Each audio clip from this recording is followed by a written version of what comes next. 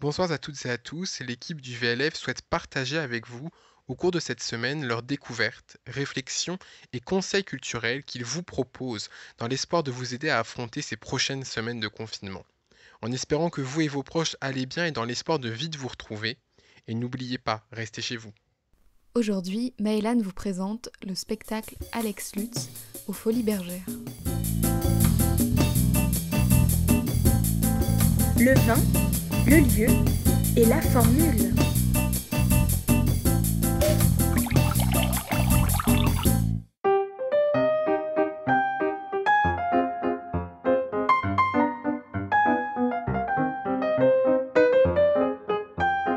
Pour ce deuxième seul en scène, une fois n'est pas coutume, le comédien Alex Lutz n'a pas choisi de titre autre que son propre nom.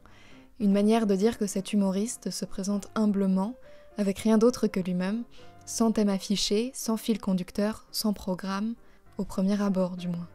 Seul donc, avec un cheval avec qui il entre en scène. Alex Lutz n'a pas la prétention d'être un Bartabas.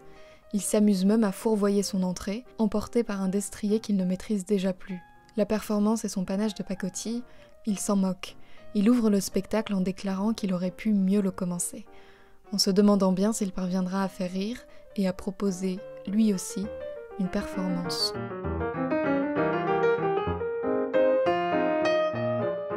Peut-être à première vue, le spectacle manque-t-il un peu de squelette, d'armature. On déambule avec le comédien dans les vagues de souvenirs, les grands vides des angoisses, les apnées, le retour à la surface, la respiration à plein poumon, et puis encore une fois, le doute.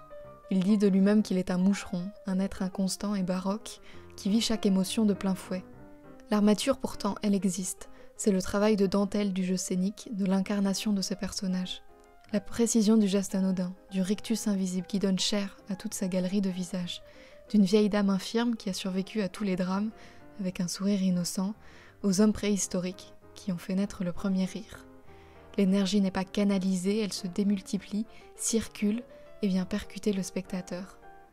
Interprète protéiforme, époustouflant, il avait gagné, rappelons-le, le César du meilleur acteur l'an passé pour son film Guy. Si Alex Lutz n'a aucune certitude, il a passé du temps à écouter et à observer, on le sent, ceux qui en ont beaucoup. Avoir une conviction, avoir une certitude, mais comment faire ? J'adorerais être une espèce de bonhomme, de type ancré, une sorte de mâle alpha, un mec qui sait, même un peu poilu, comme ça, qui sait, qui pue un peu, qui est comme ça, qui sait. Mais là, c'est ça, c'est comme ça, je pue un peu, c'est ça. Il est merveilleux.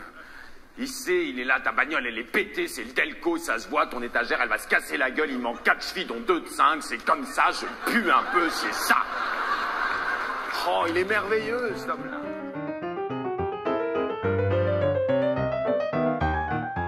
Le comédien croque avec une finesse hilarante les arrogances, les torses bombés dans notre culture de la course à la performance et surtout à la représentation de soi en train de performer.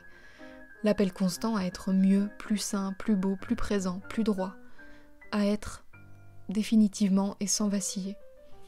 Il incarne ce type qui raconte avoir crié au manager qu'il était décidément incompétent, cet autre type qui porte son ensemble quechua en forêt, comme l'apanage de sa virilité et de tout le respect qu'on lui doit. En virtuose habile, l'humoriste dégoupille nos armures et présente à nu nos frustrations, avec des personnages touchants, ridicules.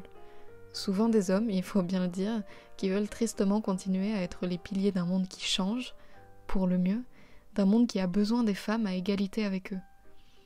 Alex Lutz est lumineux à ce sujet.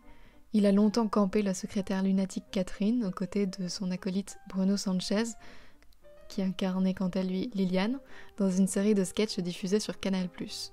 Par un jeu libre et provocateur, il interroge les frontières factices entre les genres, et avec une vélocité délicieuse, il dessine déjà les traits d'un monde à venir où hommes et femmes regarderont, comme il le dit, la même ligne d'horizon, le même paysage.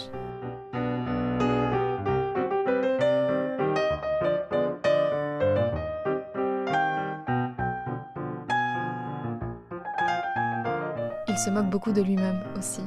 Ce spectacle généreux, mis en scène par Tom Dingler, explore ainsi, vous l'aurez compris, les intimités un peu honteuses.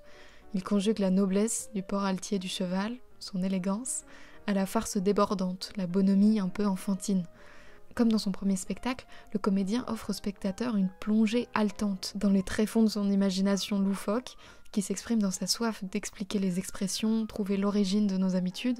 Il assume la grivoiserie et la poésie. À la façon d'un Georges Perec du seul en scène, il égrène les souvenirs de jeunesse d'une génération, les premiers amours, les engagements politiques manqués, le feu des grandes aspirations qui se rétractent au fil des années. C'est un spectacle théâtral, populaire, animal, racé, délicat et perspicace qui rappelle, s'il fallait encore le prouver, la vivacité de la scène actuelle de l'humour en France qui est capable de dessiner pour les générations futures le portrait de la nôtre. Alex Lutz a l'audace de parler de l'humanité dans sa vulnérabilité et dans sa beauté, et comme le chante Anne Sylvestre, dont la voix clôt le spectacle, il fait rimer la tendresse et les fesses. Il rend hommage à ceux qui, comme lui, doutent.